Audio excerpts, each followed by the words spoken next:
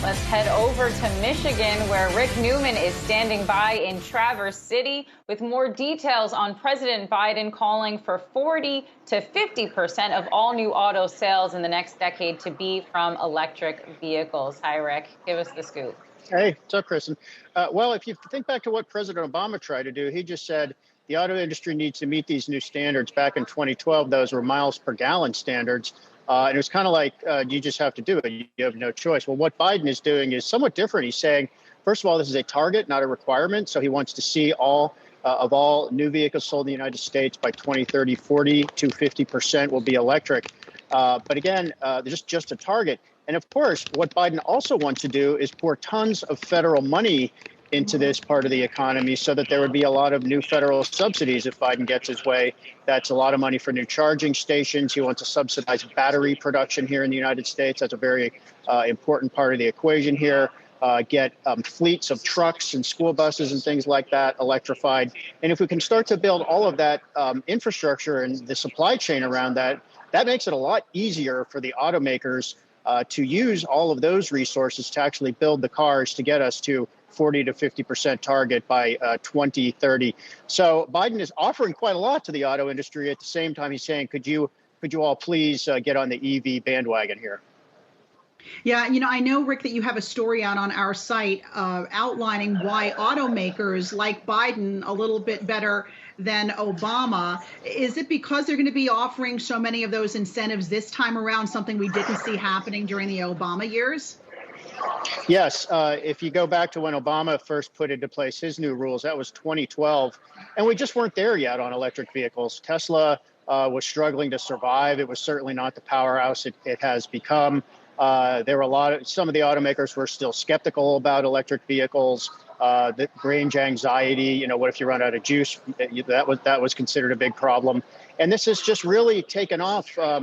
There's been some federal support for this. There have been those tax credits for people who buy an EV, but Tesla has moved the industry, and just about every automaker now is rushing electric vehicles to the market. So the industry has really reached a new plateau on electric vehicles. At the same time, Biden says this has now become essential to reaching his climate goals, which is stop emissions from coming out of tailpipes, and then at the same time deal with the electrical grid and get more clean sources of energy there.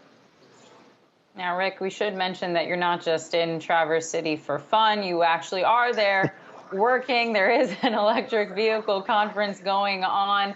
Give us some details about the conference, some of the biggest takeaways. What are some of the hottest new trends that we're going to be seeing coming out?